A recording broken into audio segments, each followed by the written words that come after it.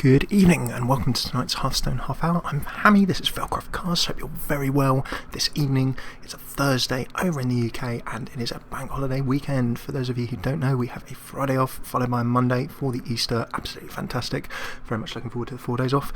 Get a bit of laddering in and relaxing and all kinds of good things. Tonight, we were off last night, having a little bit of a break, so we're going to jump in and instead of the usual Ladder Wednesday, we're going to be doing a combination of a Ladder Wednesday and a sort of a more tactics-based and strategy-based Thursday. So what we are going to be doing is we're going to be laddering, but we've actually, since last week, managed to climb up to around about rank 7-8, currently sitting at 8. So what we're going to do is mix a couple of different things in this episode. We will be playing and laddering, but at the same time we're going to be taking a keen look, for those of you who are sort of maybe kicking around a bit lower on the ladder or wondering what the metagame is like really in terms of what decks are turning up when you sort of hit above rank 10. And the reason I pick rank 10 as this sort of sticking point is that in the very early stages of ladder, 25 to 20 or so, you'll have a lot of new players, a lot of different decks, people trying things out.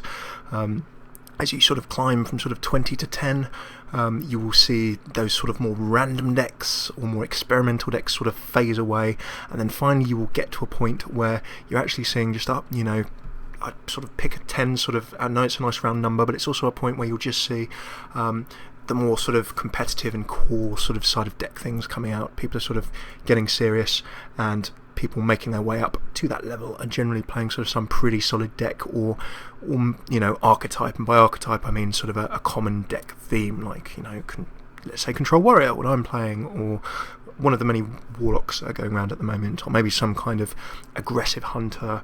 Paladin deck's also quite popular and things like that. So you slowly sort of, you know, getting towards the more competitive end of things, and I've sort of picked rank 10. So what we're going to do is we're going to play a few ladder games, probably for the next 30 to 45 minutes. But as we go through, we're going to pick out each archetype. Some of them we will have covered in previous episodes. Some of them we will only just be coming across now, which is great. The Miracle Rogue, for example, I've been seeing jump around quite a bit, and we've not really seen that or covered that in any sort of episode of the Hearthstone Half Hour. So we'll be picking up these decks and seeing what we can do with them in each instance and doing a little bit of light analysis as we go through. So part laddering up and part analysing what ladder is like and giving you, if you're not sort of kicking around at level 8 or above or 10 or above, what you can expect to see when you climb those not quite so lofty heights, but certainly a little bit higher. What we've been seeing, as we've mentioned in some previous episodes, we've seen a bunch of sort of zoo and aggressive Warlock decks, and interestingly, you've got a mirror match straight up. You can see in the right column of my screen what deck I'm actually rolling with at this point in time. It's pretty close to the Control Warrior deck. It's some people call it the Kitkat deck because Kitkat, a very solid player, sort of put this deck list together and is fairly well known for sort of kicking off the concepts within it. And greetings as we start saying Control Warrior. I'm guessing this is a Control Warrior, but there is of course a reasonable chance that it might not be. What we have to do is be a little bit careful and make sure that we sort of get a nice solid position. I find that in this matchup, armouring up is really, really good. If you get some kind of armour lead, for want of a better description, then that will help you. There are some cards that you can see other, and yeah, we've got an Armour Smith dropping down. You do see a few aggressive warriors with the playing the Worgens and similar that buff up with Enrage, but if he's dropping similar cards to what I'm dropping, I'm guessing he's going to be playing a similar deck to what I am playing. So in this case, I want to have an armor lead if possible. I would very much like a card lead. I would like to control his minions, but like my minions, if he tries to control my minions and I try and control his minions, we're both going to be giving each other lots of armor, like the Armor Smith, lots of cards with the Acolyte of Pain. He drops a cool Taskmaster, probably shoot his own minion to take that extra armor, buff up the attack. He can then trade away. A very solid play there, and only gives me one card whilst keeping things on the table. So a very nice start by our fellow warrior there. I would quite like a cleave. I don't have one at this point in time. Between these two, if I'm going to pick off one, I'm probably going to armour up and decide to pick off that Armor Smith. Now, although I'll give him one armour, I'll drop a couple of my armour. It's the more dangerous card. I don't really want that staying on the table for a long period of time and triggering lots of nice buffs. And giving him lots of armour, the more his minions get damaged. Now, obviously, if I'm going to try and control him, I'm going to want to try and be slamming into his minions as much as possible. Now, an interesting pick there. It's not a usual card, but of course a very solid one. The Chillwind Yeti. One of those solid spine cards that we discuss so often, just the really solid amount of attack and bulk it has for its size. It's not actually a way that I can pick that off in one go. What I can do is just continue my control, and I want to continue drawing cards as well. I'm not too worried. He does have an armour lead, he will have a bit of a health lead on me and such at this point in time, but I want to keep his side of the deck under as much control as possible. Ideally I want to try and get some more armour, and I just want to make sure that I keep drawing cards, that whole concept of sort of, you know, cycling through your deck. Berserker drops. Every time a minion will take damage, that will get buffed up. He can one-shot, but at least I get another card, and all importantly that pulls me into execute range, which at least means I can pick off this Yeti with my execute. I do have a couple of options there. A cleave as well, very interesting. So I'm not going to be able to pick both of these off. If I take out the Yeti, of course the Berserker is going to get buffed. If I whirlwind both and take out the Berserker, then the Yeti is still going to be alive. Looking at my other options, there is actually with 6 I can get 1, I can get 2, 3, I just can't. I could possibly just about, yes I can just about, it's very very aggressive, but I can just about make the play. So I can whirlwind, and then of course that will buff this minion twice. I need to use the cleave to get the both minions down. Obviously I can only use cleave when there's 2 minions on the table. I can't use it when there's 1. Of course, oh, that's going to buff our Frothing Berserker even more. I'm then going to have to drop the execute on the Frothing Berserker, and then I'm actually going to use the Cruel Taskmaster. You don't really want to use your Cruel Taskmaster's 1 attack for crowd clearance, but I just wanted to get the table very very solidly under control. So that was quite an expensive clearancing. So I've used an execute, I've used a cleave and a whirlwind to remove 2 minions and a Cruel Taskmaster. A very big armour lead here, really armouring up. He either has no options or he's waiting for me to make a move, and so I don't have to be worried at this point in time. But what might be good if I get a few threats on the table. 2 armour smiths, and picking away would certainly just armour me up to his level. Dropping a Baron Geddon at this point in time, tempting, but he will have, we've not seen any executes, we've not seen any whirlwinds, so I know that our opponent is going to have a plethora of control options, and given that, I don't really want to be just throwing stuff out there for him to knock down. Ditto with Ragnaros, of course, next turn. If he gets a lot of minions down, Geddon can help me get crowd control back, can help me with some clearance. If I drop Geddon next turn, it'll actually even armour me up as well, 3 times. So it's, I'd probably say our friend here has got a bit of advantage. The cleave.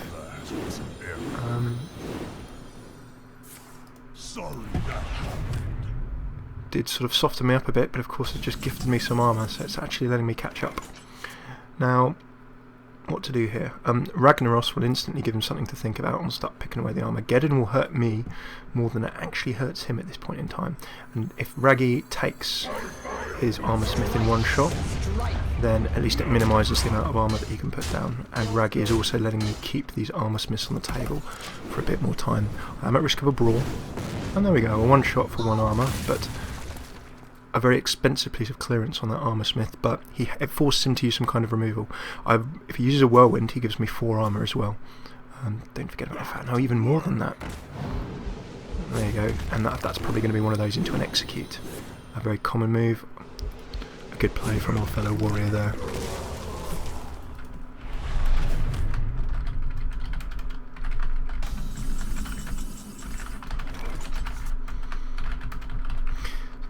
Welcome to you joining us in the chat. It's great to see you. We are doing a bit of a mix this evening. We are doing part laddering and part analysis, just so you can have a look at sort of rank 8. By no means am I saying that this is a lofty, grand and glorious heights, but it is certainly interesting to have a look at. Geddon here is a really odd play. It will immediately give him something to think about, and the longer I leave it, he's used up some of his removal, but I'm going to be sacrificing 3 minions, and Geddon is quite vulnerable to removal with its 5 health. There's plenty of ways at turn 9, with that much armour, he could just shield slam me and a lot of other stuff. So I'm not actually going to run with Geddon right now, although it would give me sort of, keep the tempo going, note that I don't actually have anything to follow it up with. So I'm kind of armouring myself up at this point, and hoping that we're going to be pushing on through, but let's see how it goes. note that I've not really got the most out of my my Acolytes of Pain, and indeed things like Slam. I've gone for that control that turn, for example, but I'm actually Slam. He's not going to get anything either. He's just going to get some straightforward removal. But with my 2 Armor Smiths, the more he's trying to control me, the more I'm just armouring up. And with 5 mana left, 0 plays. Could be that our friend is struggling a bit here. With both of us just armouring up and putting pressure on, I don't want to sort of nuke both of my Armor Smiths at this point in time. And that I may live to regret that if he suddenly comes out with an Alex Straza or a Tempo card. So Geddon, the longer he sits in my hand, is becoming sort of less and less effective when all the big game minions come out.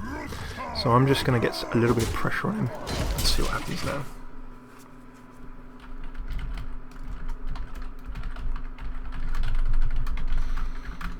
So a quick hello in the chat while we wait our control warrior to make his move. So you can see we've had a bit of a swing here. I've been picking away at his armour, but he might be just saving up a big combo. A shield slam, he can just remove at will, and of course those minions taking damage is going to be buffing up Whirlwind. 2 minions taking damage, that's going to be buffing up his Berserker by 2, a very powerful and dangerous minion there. And last but not least, he's going to armour up. So now actually, because I've helped it, now that I've actually held that Geddon for a couple more turns, it's actually going to give me quite a nice play. So what I can do is I can sacrifice my Cruel Taskmaster, not take any damage. You can see that because we've sort of been waiting, and our warrior friend here has clearly had some problems drawing, what I can now do is actually just initiate a trade, a straight up trade, and by dropping Geddon and armouring up, I've taken the armour lead by some quite significant amount. And now, because I'm pretty safe, I've got a big health lead. The extra 2 damage that Geddon is doing, even if he takes out this Geddon, I've now got a Cairn Bloodhoof. Waiting that little bit, although I have been fortunate that Exurdring here has not been able to draw probably what he wants. Oh, and a straight Faceless Manipulator into his very own Baron Geddon. Interesting. That will mean that I can do effectively a straight Baron Geddon trade, and in fact with the Big Game Hunter I can just pick his off. The Big Game Hunter, I thought about having a Faceless Manipulator in this deck, but the Big Game Hunter just comes in useful on so many occasions, picking off those big late game minions.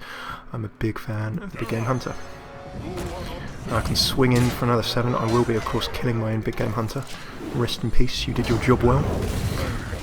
And although that Big Game Hunter could have been useful for many other minions, you know, I know what a control warrior looks like because I'm playing one. So if you look at our deck list, there could be all kinds of things our friend has. He could have Ragnaros, he could get himself a Grommash Hellscream, Ysera, Alex Straza, you name all of those big legendary minions. With 6 mana left in this play, I'm pretty much expecting that Geddon is going to die, but Cairn Bloodhoof dropping in is such a great card, and he's really popular in so many decks, for just the plain and simple reason that he's a 2 for 1. Now, I almost don't want to attack this Acolyte of Pain on this occasion because he's not going to be killing me, and if I attack him, my opponent is going to be able to draw another card. I don't want to make it any easier for my opponent to draw cards at the moment than I have to. The sheer slowness of pace that he's been playing at makes me think, there we go, a Black Knight drops, he's now got some drops coming, and he will attack and sacrifice. No, he won't. He won't even sacrifice himself. Interesting. And I've got a really nice play here. Again, because when Ken dies, he's going to be a 2 for 1. I can just attack, I can throw in a Brawl, and I will get the benefit of the damage, and then with the Brawl, hopefully I'm going to get rid of 2 of those dangerous minions, but at least I'm going to thin out the table a bit more, slow him down some. And there we go, I've only left the Chillwind Yeti. I do very nicely as well have an Execute, so this goes very, very nicely too. I can swing in because I've got so much armour, I can take that 4 damage, drop down with the Execute, and then the tempo is really still with me at this point in time. Although I've run out of cards, I do actually have a nice piece of control. Abomination goes down, so interesting in a control warrior deck. Abomination is one of those great minions that, you know, predominantly you've seen it in some decks against Hunter Rushes, good against Zoo Warlocks or anything that, you know, uses a lot of low health. And just unfortunately for our friend here, I've top deck Ghoul. So there's a real nice play here where I can just soak up that damage. It It will do 2, of course, to everyone as it dies, but that is only going to benefit my Frothing Berserker. And our warrior friend has surrendered.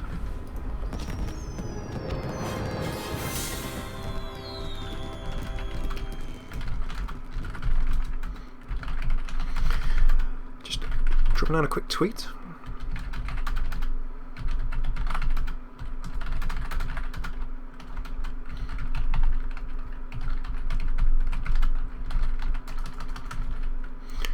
And there we go, get a quick little tweet out there, and let us move without further ado to our next game quickly.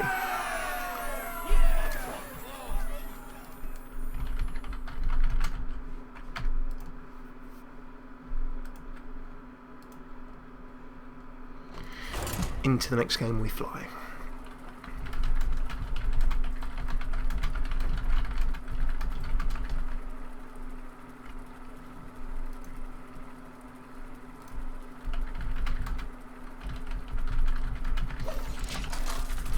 So we had a good look there at another control warrior, although there were a few little variations. We saw some interesting sort of quirks.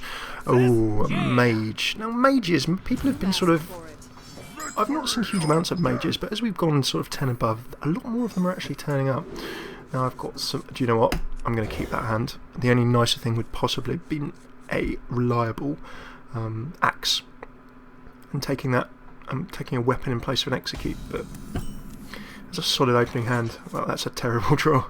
Ragnaros is not going to do much for me. Mages, I've seen some rush mages. I've seen, you know, control mages with sort of the water elemental doing a lot of freezing. Mages with like loads of you know, leper gnomes and similar things rushing in, freezing you, and just swarm. I've got swarmed with small minions last night. That was a major low. When it gets to that late stage in the evening, and you're like, oh right, I've done enough. It's time to stop. It's time to quit when I'm behind, when I'm losing to a bunch of leper gnomes and a mage coming out with loads of 1/1 and 2/1 minions. But let's go see what our mage goes into. Harvest, and it could be that, you know, a lot of mages recently have been pulling out this sort of minion style that you see generally accompanied with other decks. I'm just gonna jump straight into a bit of that, draw a card. I'm gonna go hyper aggressive here and drop a whirlwind just to trigger his other minion. I hate Harvest Golems. They are really nice cards when it comes to just keeping control. Real 2-for-1s, keep the aggression on, always throwing out some danger. And we've not really seen huge amounts of what our mage is up to so far. We need to keep an eye on how he's playing. Does he fill his hand? Is he looking to drop giants? I'm happy with Brawl. That's going to give me some options. At this point in time, he's not really being hyper aggressive. I don't want to quite maybe waste my draw power with Slam. So I'm going to go for a Frothing Berserker. That can comfortably, if I want to, soak up 2 damage from the Golem and take a little buff. Or if he drops something else, I can put some pressure on as well. So what could this mage be? It could be a sort of small minion-y rushy deck with tanks and walls. It immediately suggests that he's not rushing and perhaps trying to set something up. We'll have to work out and see what that is. Nicely, I've got a clearance option there that I can do. Damaging the minion twice will buff up my Frothing Berserker, which will be excellent. And I can also draw a card. So, although I'm going to take some damage in this play, I think my way ahead is quite clear. And I've even got an execute. I could just drop the execute and save the mana, or armour up as well. That would be a very nice play. The destroy, of course, do note, will mean that it's not going to actually buff up my Frothing Berserker. Do I get more benefit from attacking straight in at this point, or can I armour up and protect myself? I can armour up and protect myself and try and keep this guy on another turn. An equally valid play would have just been going for the straight control. If I was playing against a deck that was buffing minions insanely, I might have taken out that damaged golem so it didn't become, in a paladin deck, say, a very aggressive and nasty minion the next turn. However, on this occasion, I'm going to just charge into the hero and see what happens. Quick hello in the chat, and we can see an Azure Drake, one of those solid drakes, drawing a card, spell damage, all good when it comes to mage decks. So no massive surprise there, I'm going to need to deal with it. With 6/6, I can't quite armour up. I don't want to be using my precious Brawl, but at the same time I'm not going to be quite able to pick off this Drake either. So I think in terms of a play, as much as I'd like an Acolyte, a pain on the table, now is the time for me to drop the control. So killing that minion will give my Berserker that just little extra bit of damage, which will then let me go up for the straight up trade. I don't really want against a Mage deck. I'm not really seeing what this guy's up to. He could have some big nuking going on.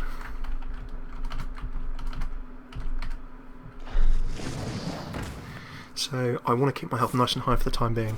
We mentioned earlier that we've seen mages throwing around Water Elemental, such a solid card, you know, and for all of you people who love, you know, sort of taking a look at cheap decks and things like that, the Water Elemental you get for playing Mage, and look at it up here in a competitive deck. That freeze is nasty. I don't really want that on the table longer than possible. I'm actually going to go rather madly hyper-aggressive on this, and I am using my second Execute. Sometimes against decks where I know there are going to be big minions, I try and hold an Execute back, because that can be the difference between life and death when it comes to the late game. So let's see if using my Executes early on is actually going to cause me some trouble. Welcome Legion Hogger and a few other people I can see tuning in. Great to have you with us this evening. We're swinging away with a bit of a... we do usually do an episode every Wednesday that's a ladder Wednesday, and look at sort of tactics on Thursday, so we're doing a bit of a meld of the two as we were off last night. Doing a bit of laddering up, seeing what kinds of decks are permeating the sort of competitive play of rank 8 and up or so. So it's not the dazzling heights of the game, but it's high enough that it's quite interesting. I've got some trading options here.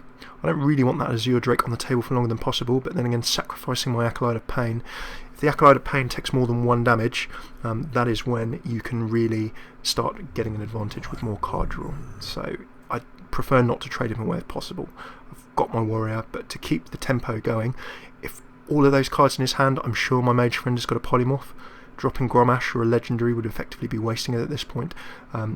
It would be a very expensive trade. I don't really want to brawl.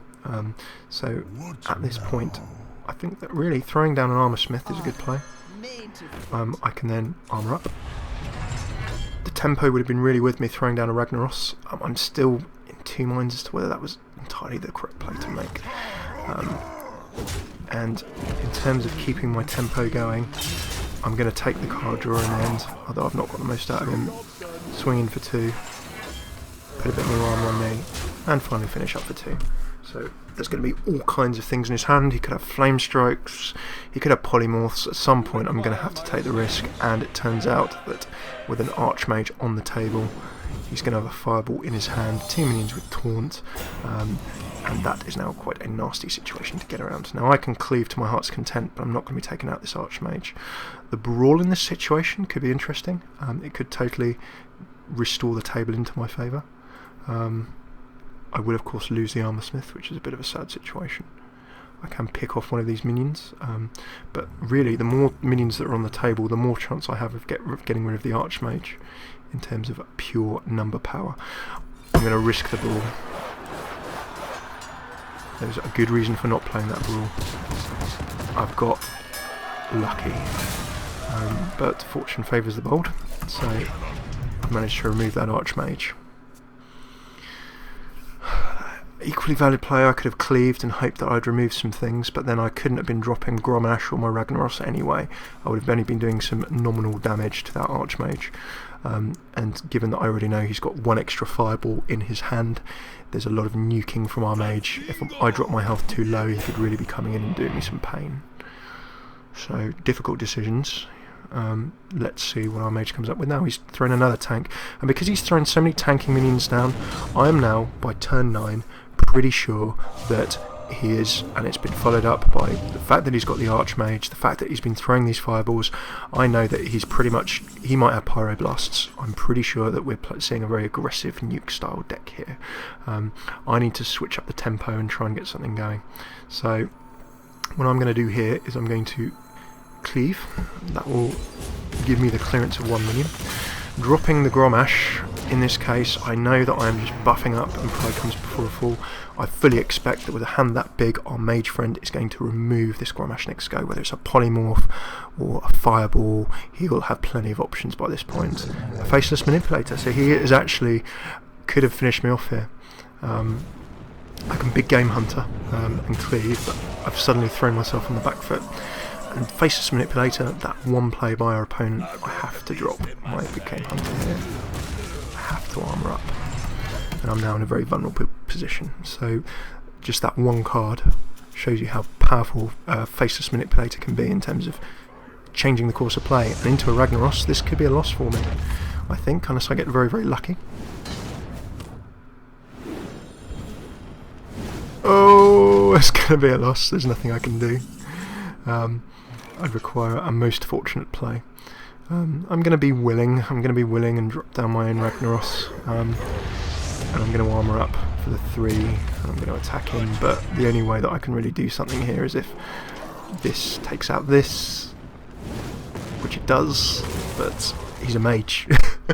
There's plenty of ways that he can do 3 damage to me in one turn. Well played. There we go. And there's the Pyroblast for 6 damage. More than 6 damage, 10 damage!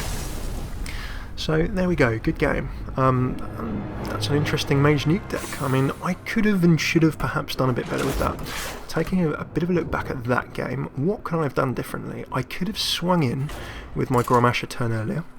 I could have dropped Ragnaros a turn earlier. I could have, at that point where I decided to try and do some control rather than throw down big tempo minions, that was possibly a turning point where I may have sort of slowed down him throwing his big spells, and I let him get his Archmage down without being able to do a reply. It was a nice brawl, Legion Hogger. Thanks very much. It did sort of do a job, but maybe I should have done something different to perhaps get the tempo going a bit earlier. Another option, I think, perhaps was not getting enough, perhaps card draw in the early game. So I did use a slam when I didn't really get a card draw from it. And I also, with my Acolytes of Pain, didn't get as much card draw as I wanted. Maybe having those additional cards in hand, perhaps an Alexstrasza or something similar, would have changed the tempo in my favour. I need to stop talking now because we are now playing a deck that I hate so much, and it is Rogue. I've just had problems with Rogue, and that's my playing problems. For those of you out there who are maybe frustrated that you don't have quite so many legendary cards as everyone else, or you've not been playing, or you think that this game is pay to win, I should be the example to prove that wrong, because my deck is pretty solid. I've saved and scrimped in terms of the legendary cards I have, but I'm not playing it as well as I could be. So good strong cards do not necessarily a good player make. You need to learn how to use them. So, looking back at that Mage game, I think I could have taken that game a few more turns, whether I would have won or not. There's always an element of luck, but there are a few elements in that game where I could have probably played this warrior a little bit better. So, Miracle Rogue. We have taken a look at a Mage Nuke deck. How did I tell that that was a Mage Nuke deck? Well, I kind of just saw that there were sort of various things coming up. The tanks. If he was going to be aggro, I would have seen a lot less tanking minions. The 2 Sen'jin Shieldmasters were an interesting indication. Then when we saw the taunting 0-2 mage minions drop down as well, that was a very clear sign to me, at least, that if you're putting up tanks, you're preparing something. What are you preparing? Big minions or big spells? And with a mage, it's probably going to be big spells. They were the tells. So for this rogue, he could be playing a couple of different things. You see Miracle Rogue. Miracle Rogue is effectively drop the Gadgets and Auctioneer, play loads of cheap spells, and then follow through with Leroy Jenkins combo or something similar. So you use the Gadgets and Auctioneer, which has the ability draw a card whenever a spell is cast. So I've got Execute. I'm just prepping my hand here so that when his combo goes off, I'm ready for it. I'm suspecting Miracle Rogue because he's stuffing his hand full of cards. He'll be saving up all of those 0 or low mana cost spells, and as soon as the Gadgets and Auctioneer hits the table, he will play a flurry of very cheap cards, combo together, rogue style, and really start trying to get his combo out. So at the moment, this is sort of 50-50. Right, I can get Ken. I need to start putting pressure on now, because the more turns I don't do anything, the more is getting to potentially get his combination set up. He is probably waiting here for a Gadgets and Auctioneer. Or he's waiting for the correct cards to set up his combo. There's an Azure Drake, okay. In this situation, I want to save the Execute. I've got 2 slams, which is great. I want to make sure that I can take out Gadgets and Auctioneers when that drops in. I need to be able to take it out as soon as I can.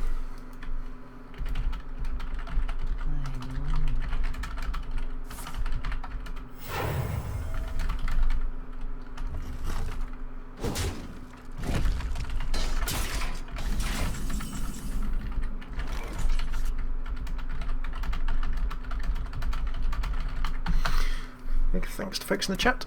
Just great to have you here. So, with this sort of turn 6 go, I've got some options. Now, I want to, in terms of my Control Warrior theme, keep the clearance going. So this Azure Drake, I want to go. However, I know that there's risk in this hand all over the place. So, the Execute, I could go for a couple of slams. I could use my Warrior Hero. I want to draw another card anyway, so a slam is a pretty solid play here. And into Ragnaros, that's great. Next turn I can drop this Cairn and keep the pressure on. So I want to keep that pressure going. I'd like to keep the card draw, but Slam also sets up Execute. As a Control Warrior, I shouldn't be afraid of using my hero to do some finishing off. I've got plenty of armour. So I'm going to set that up, and with nothing else to do, the Cruel Taskmaster I want to keep for Garrosh or something similar. So I'm just going to keep the pressure on here. A nice interesting third game perhaps to finish this. Well, it's going to be more of a Hearthstone 45 minutes than a Hearthstone half hour this evening. Assassin's Blade, brilliant for table clearance, and of course with Deadly Poison. Look at that durability, and this is where I'm thinking, against this kind of card, and also against Paladins and Warriors, the key countercard to these is Harrison Jones. Harrison Jones, or the Globulus Deadly... Hey guys in the chat, if you can remind me what the 2-mana thing is, the Globulus Deadly Ooze. I should really know better. The one that you drop that's 3 attack and 2 health and destroys the weapon. You can either drop that or a Harrison Jones. Harrison Jones with the durability lets me draw cards. Obviously I don't want to remove my entire hand, but very, very helpful indeed. So I think the play for me here, there's nothing else. All of these others are clearance cards. Frothing Berserker could be a threat. I'm going to drop Cairn Bloodhoof. I want to make my opponent start trying to control stuff, and I need to start chipping away at his health. We're in a very dangerous manner. We're in the mid to late game, 7 mana each, and if my opponent hasn't drawn a Gadgetzan Auctioneer by now, he's either playing a very strange deck, or he's been really, or she's been really, really unlucky. So if I don't start getting pressure on the table, there's just a really big chance of his combo coming out. The Azure Drake goes down again, drawing more cards, hand stuff full of things. He is just waiting for something, and the sap comes out as well.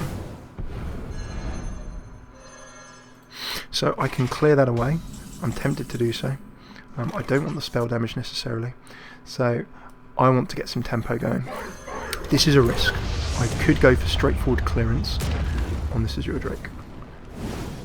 Instead I've got some damage on the Rogue. So the Rogue has got to start doing some stuff now. Acidic Swamp Ooze. Thank you Legion Hogger and Jet. I knew it in my head. I couldn't quite remember it. So time will tell as to whether I made the right decision. I could have armoured up, I could have shield slammed that away. I could have dropped an Acolyte of Pain or a Frothing Berserker. Dropping Ragnaros is a risk. It makes him think. I'm kind of almost trying to force his hand in a way. I've got all of the tea in China. I'm half Chinese, so it's not racist, it's just a saying, but I've got all of the tea in China when it comes to clearance. Out of Knives, 2 damage and drawing a card. Destroying a damaged minion as well is of course a roguish option.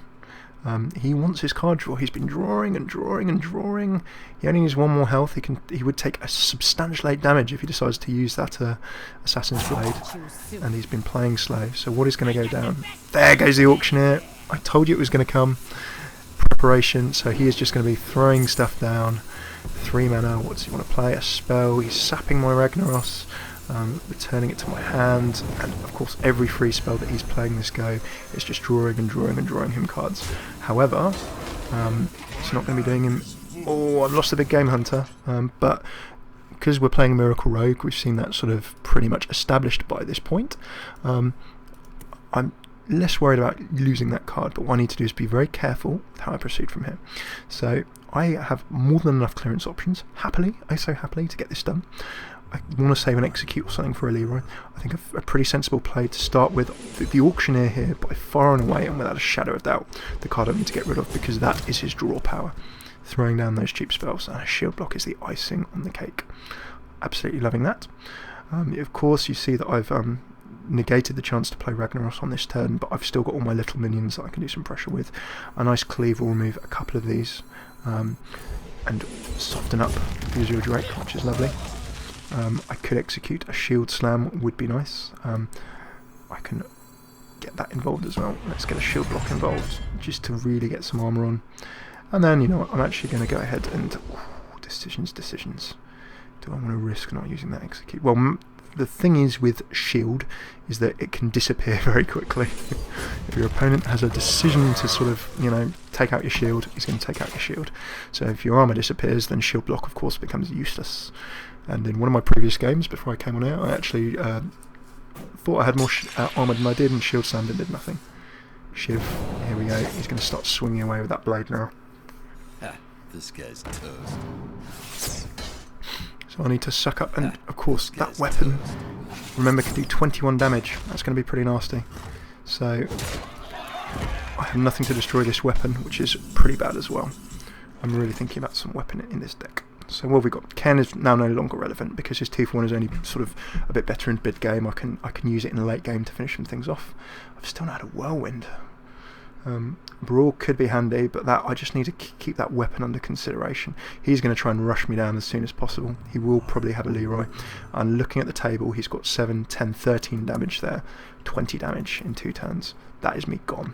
So I need to find some ways of getting his side of the table under control pretty urgently at this point. If I can put a few threats on myself, all well and good. Ragnaros is probably not the answer because he'll be too slow. So in this situation, what I'm going to do, I'm going to drop a Frothing Berserker to start with. Just tot up my mana, make sure I've got enough. I'm going to go for a cleave. I'll soften both of those 2 minions up. And then with 5 minutes left, and just remember that doing the damage and making sure you play the cards in the right order is important, because I create a threat that he will have to deal with. That just will slow him down that turn, which might be the one important extra turn I need to keep myself in the game. Before I do anything, I want to just have a bit more shield. It's regardless, I'm only playing 3 mana's worth of cards, and this is a nice example of how taking your time is absolutely fine. I'm not intentionally playing slow. Of course, I don't really want to be getting into this sort of burning Mission Impossible style fuse, but I want to make sure that I've made the right plays. And indeed, a lot of the times I mess up is when I rush. So if there's one tip and you're brand new, do not rush. You've got all the time in the world, within reason. If you're taking an entire go on turn 1 or turn 2, then that might be unnecessary. There goes Leroy Jenkins. We know he's got chicken and he's going to do some pain. We will see the rest of the Miracle Rogue combo come out in spades. He's got 10, 17 damage he can do with 5 left in his hand. This could actually be a good game. 6, Shadow Step, and there we go, there's the double. So that is a well played. And that is why I dislike Miracle Rogue. You can see our friend got his execute combination off, in spite of everything I had in my hand. A victory for the Miracle Rogue there. Oh, and I'm right back on the cusp. The cusp of pain. It is almost back to rank 8. So, that is actually going to be it for the voice commentated bit of tonight's Hearthstone Half Hour. So what we did there is just show you a bit of a combo of our usual sort of ladder grinding and crawling up, taking a look at a bit more Control Warrior. But what we also saw there was just a nice little look into, actually, I think we saw 3 different kinds of deck. We saw a fellow Control Warrior with a few different little bits and bobs in, and dealt with that reasonably. We then saw a Mage, a sort of a Nuking kind of Mage, and we weren't quite quick enough out of the gates to deal with that.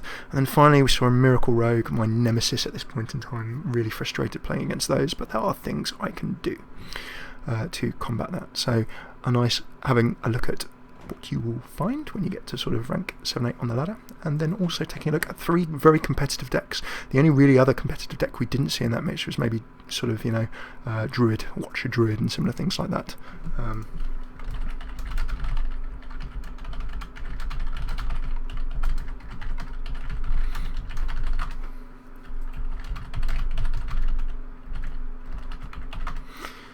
So that was a little bit of a wrap up of that. Thank you very much for everyone joining in the chat. As always, we'll be playing a couple of games afterwards. We'll be staying on in chat, just not voice commentating. That is it for tonight's voice commentator bit of this episode. Where can you find us? Usual sign off, youtube.com/Failcroftcast. Do pop by and say hello. We have the entire series archive, got through about 45 episodes so far between various folks. And a whole bunch of stuff there. If you're brand new, some good stuff there for you. If you're intermediate or sort of familiar with card games but looking to take a bit of a step onwards, then there's some content there for you as well. If you really want to become a legend or compete in tournaments, we'll try and get into that in future, but there are plenty of pros who can give you a hand there too. We try and deal with sort of new players and then looking and explaining intermediate stuff as well. We will try and get to those high level concepts when we feel high level enough to be able to do that. Twitter.com/Felcraftcasts. You'll find someone or another there chatting away. If we're not streaming in the evening, then we are there on Twitter having a chat to you, whatever time of day it is, and wherever in the world you are, do fire it over. Unless we're asleep in the UK, we'll be there or thereabouts. Twitch, if you want to tune in live, we try to be on most nights UK time, 7:30 to 8 PM GMT at the moment, wherever that translates to for you. Twitch, of course, like YouTube, completely free. Sign up, you can hit that follow button, you'll get an email when we're going live. It can vary a bit, generally within a half-hour window. We try and tweet maybe 20 minutes, quarter of an hour before we're actually going live as well, just to give you a heads up, but we generally try to go live at that kind of time. Tune in live, get involved with the chat, it is great to see you. And last but not least, the website is felcraft.org. It's sort of being revamped and sorted a bit at the moment, but you will find blog articles following up on the videos that we do a few days later. There's sort of a bit more written analysis around them if you can't be watching a video right now. And then finally, we try and store things there. They're a little bit better in a written format than a video. So things like deck lists and new player links, resources, interesting sites to go to and all that kind of stuff. Really static resources as well. So as I stare down my Control Warrior list, as we go off stream, we'll be having maybe a little bit of a look and thinking how we can tweak it to deal with the threats that we're seeing. It's been great to have you on tonight's episode. Very much look forward to seeing you another evening. We generally go for a format of Mondays doing new player Mondays and deck breakdowns, Tuesdays Arena, Wednesdays Ladder, Thursdays maybe doing something tactical or a little bit more strategic, and then Friday, if we are streaming, we will do a different game, some fun Hearthstone, or just have a night off. Thanks very much for tuning in. I've been Hammy. Great